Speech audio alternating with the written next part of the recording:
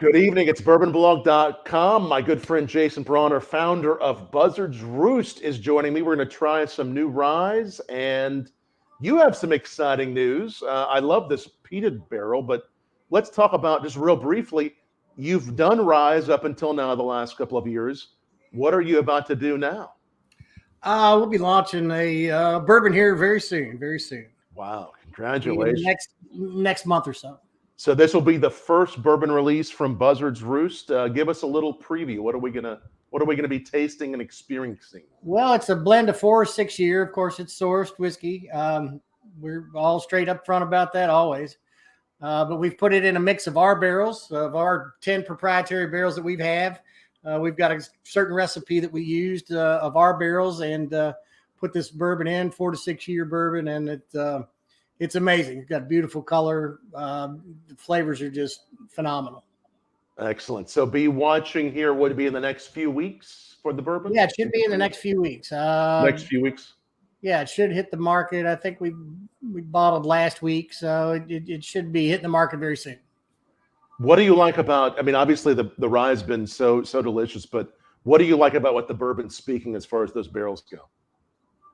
Well, I think it's kind of taken off from what we've done with the ryes. I always thought that, we had 3 year ryes that really didn't taste 3 years old. 95% rye, I really didn't think they tasted that way. And also right.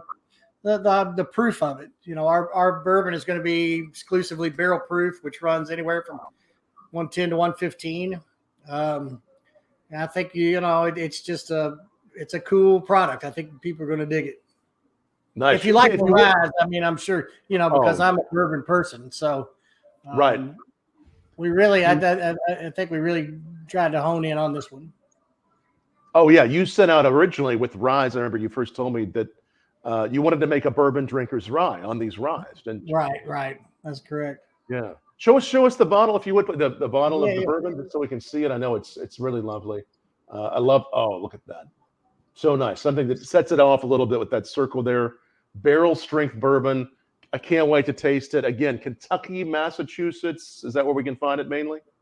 Right now, that's correct. For the next, hopefully first quarter of next year, we've applied to Ohio, which is kind of a pain in the butt, but we've gotten okayed in New Mexico, and we're working on North Carolina, Florida, Missouri, Texas, and California, I think. So many places. Yeah, we're working on some big stuff, and we're not going to overextend ourselves. We know that a lot of people have had supply issues and not being able to supply the market, but we're not going to go into a market unless we can supply it. And we've forecasted for that, unless it just completely takes off like crazy. But for moderate growth, we've forecasted for all that, and hopefully we'll be able to supply definitely all the states we go into. And bear with us, we'll be in your state soon, I hope. Right, and then until then, seek it out, search it, just like this one, this peated barrel. Now, I'm tasting this one right now. This is the peated barrel of Buzzards Roost. I've had peated grains, of course. I mean, I like peat and I like smoke, but what is this peated barrel? This is so beautiful. Well, what we've done, and it tries to show what we do with maturation and with our barrel process and our secondary barreling process, is that everything that's on the market is the same whiskey. We get our 95.5 rye from MGP. The reason it's different is the barrels we've put it in. Now we've taken, I say that we have a bourbon drinker's rye. We try to pull these great bourbon flavors out of the wood through time and temperature. We've also done that with our peated barrel. We've taken that extra step. We did our heavy toast. We did our #1 char, and then we actually smoked it with some Highland peat. I'm not a Scotch fan, like I wasn't a rye fan, but this came out perfect for me. It's just this real subtleness. If you get it right on the back of your palate, just a little bit of smoke, a little bit of peat, just enough to scratch the surface. I think if you sit around and you have 1 or 2 of these cocktails, it actually builds flavor on itself. And you'll find that, at the end of the day, at the end of the drink or whatever, you're like, oh, yeah. But it's real subtle at first. Yeah. right on the back of your palate. It's a cool thing, and I Oh yeah. actually find myself sitting around sipping it quite a bit. Yeah, you find I really get that smoke towards the end. It's kind of a creamy smoke. You get that rye up front, but it's really beautiful. So I know you all play around with barrels a lot. These are some beautiful experiments you do that really showcase some innovation. Sure. How do you go about that? The peating of the barrels. Can you tell us a little bit about that? How that works? We work very closely with Independent Stave Company. Yeah. I do. We decided to have some peat shipped in, just peat logs, and I really can't get into any more than that. But Right. we smoked our already the way we do our barrels. We took another one and smoked it with some peat, and the end result is what you're getting. We can put a little bit more smoke on there, which we might the next batch. This will be a limited time release. It'll ebb and flow. I don't think it'll be on the shelves all the time. We are also working with a really cool one. We're going to do a cigar toast or a cigar. It's tobacco smoked barrel. Oh man, so that's really going to be fun. Cool. Are you already playing with that one? We are. We've got some laid down. We're going to do some French oak bourbon. We actually found some 15-year that we really liked that we put our little bit of mojo on. Ooh. So we've got a lot of stuff coming down the pipe, and a lot of them are going to be limited time releases or whatever, but it's cool. You got to kind of hopefully follow us and stay on top of it. But we're also growing our main products, which is the barrel strength. The toasted is going to be around foreseeingly for the future. We want some good accolades with that. Got a lot of great reviews from that, just from folks, all over who's tasted it. So the one now, of course, I love everything you're doing, and I'm going to make sure I put up your website so that everyone can follow you. All the great places you are at buzzardsroostwhiskey.com. So make sure you check that out. Follow Jason and the team there. What Independent Stave Company is doing is beautiful with you. I love the experimentation, the innovation. You mentioned, of course, I love cigars. You mentioned the tobacco. You're taking the tobacco, you're burning it, you're influencing the barrel. Is that what you're doing? Yeah, it's just like it's a little different, but it's kind of like the peat smoked barrel. But we're doing it with some. Right now, we've got some experiments, Kentucky tobacco, and we've got a few feelers out there about doing maybe a collaborative with the cigar company here or there. We'll see. Nice. That's so cool. So again, Kentucky tobacco influencing a barrel. This one was real Scottish peat influencing. You mentioned the French one. You said 15-year-old. Is that going to be a bourbon or a rye? It's a bourbon. A bourbon. Is the tobacco one a rye or a bourbon or? The tobacco is going to be a bourbon. Bourbon as well. Okay. Yeah. Well, what?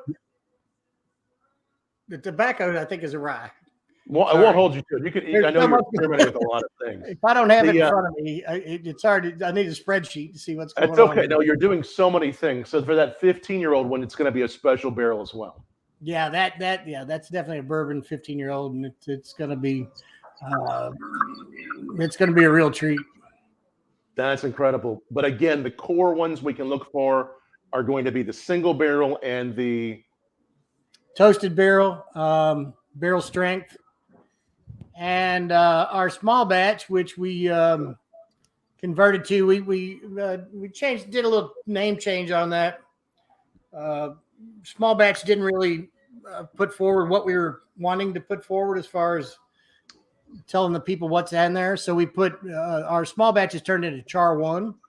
So it's going to be, on the label, it'll say Char 1 barrel, because we usually use Char 1s exclusively, Right. So this toasted barrel, I'm tasting this one now. Again, one of the core releases at 105 proof. Tell us about the toasted barrel. Yeah, we just I love the kind of the marshmallowy, toasty, little bit of smokiness you get with that sweetness. Perfect for when we brought it out, I think last year about this time. We sent that one to San Francisco, and so that one's a double gold winner at San Francisco for 2021. we're real happy with it, and the consumers seem to be real happy with it. So it was going to be a limited time thing, but we're just going to keep it. It's just going to be one of our core products now. The marshmallow, I get that nice toastiness. Both of these, neither of these drink at 105. They drink so much lower. Why is that? That's the mystery of maturation, I'm going to call it. That we've been fooling with these barrels, and like I said, I've learned more about wood over the past 3 years than probably anybody needs to know. But those are only the Peated is actually 4 years old, but the Toasted's only a 3-year-old product. So we find some significance in doing what we're doing. Like I said, we don't do any shortcuts. We're just using the wood. We're pulling sugars from the woods. We're pulling flavors from the wood. 53-gallon barrels, brand new, sitting there for maybe a couple of months at most. So it's an expensive process, but that's how we do it. We think it makes a big difference, and kind of looking forward into the innovation of the future of how we're going to. Of course, we're going to eventually. We've got some talks in the works about contracting our own white dog and doing our own recipes and things like that. Right. So not only will we continue to do our rise from MGP, but we will continue. We're going to contract some bourbon and make it our own very, very soon. Nice. Well, I can't wait to try your bourbons that are coming. Again, the rise have been very exciting. What you have done with the barrel, the elegance, the finesse on this toasted barrel, also beautiful creme brulee, this beautiful, nice creamy note with that brulee, nice sugars. It's all very nuanced. It's delicate, but it's bold. Obviously, when you started a whiskey brand, there's so many directions you could have gone in. I mean, you've been at it for a while. What really inspired you to really look at the barrel? I mean, what was it that said to you, let's go for that barrel? Over the years, I've been to every distillery, talked to every master distiller, and over and over again, it came 70% of the flavors, 70 to 80, whatever that number's out there, comes from the wood. Right. We all talk about, not as much. Everybody talks about the mash bill. What's the mash bill? And then if you want to take it a little bit step further, well, what's the yeast and all that, which that's proprietary to each distillery. But when you get into stores of whiskey, what sets us apart from everyone else is, I think, the way we've looked into the maturation part of it, the wood. So we almost reverse engineered it, where if 70% of the flavors coming from the wood, well, let's start there and kind of work our way backwards. Not in a sense backwards, but let's look into this a lot closer. Is there anything we can do? Is there innovation that we can look at that maybe the big guys, the heritage brands, didn't have the technology or look into it? Like I said, we're not cheating by any means. We're just treating the barrel differently. It's just a different barrel preparation. Right. The number one char is not really unheard of in the business, but kind of. Right. It's always 3 and 4 char, and we look through chemical analysis of what compounds can come out of the wood, different times and temperatures. And we're really putting some innovation to just not throwing it in a char 3 or 4 barrel. And so really the number one char is what you're sticking with most everything you're doing. That'll even go into our new make. In your new make. And again, that's the number one is from the beginning or from the finish or from just the beginning of the whiskey. It's not in our sourced whiskey. They're obviously 3 and 4 char. Right. Because we're buying 3 and 4 year whiskey. Right. But it will be in our new make. Your new make as well. 4 to 6 years. So we'll do number one from the get-go. But everything from on the finishes have been number one char with something special, with that Peeted or with that toast or whatever it might be. Everything is number one char. Beautiful. Yeah. This again, you said the toasted is about 3.5 years old, 3-ish. A little over 3 years old. And drinks it only sits in our barrels for a couple months. I mean, it really drinks like it could be so much older. I mean, not that it's about flavor, but the age, I'm tasting something at least twice that. Yeah, it doesn't. It has a lot more depth to it than a young whiskey, I think. Right. It's that buttery note that you get on a lot of those older whiskeys. I'm getting that Sure. nice buttery note. Yeah. Really beautiful. It's really beautiful. Everything you're doing is exciting. And again, the bourbon's coming soon. You have the rise. The peated, is that something we'll see every year, or will we see something new next year? Possibly. Hopefully it'll come out once a year. And it might not be on the shelves all the time. It'll be a limited release. We'll do so many barrels and per market, that's for the market forecasters, but there'll be a little bit for each market, at least once a year, we hope. Excellent. Yeah. I mean, we've gotten a lot of good reviews about that. We actually didn't have that done in time to send to San Francisco last year, but we're gonna send it this year and see what happens. Excellent. We're 3 for 3 out there, so. Yeah, you've done so well. You've gotten some great awards, haven't you? Yeah. That's really the only one we mess with. I mean, it's recognized by just about everybody in the industry, and we've gotten 2 golds and a double gold. So we're real proud about that, and hopefully we think we're on the right track, Yes, you are. And again, check out buzzardsroostwhiskey.com to find out all the new releases, to find out where you can get these. Again, love the label and the branding. The name, I know you've said it before on interviews, but what is the name? Where's it from? Well, we had looked into getting a distillery funded and came up a little bit short. Almost got it to the nth yard line, 10-yard line in. But one of the roads bordering this farm that we had picked out was Buzzards Roost Road.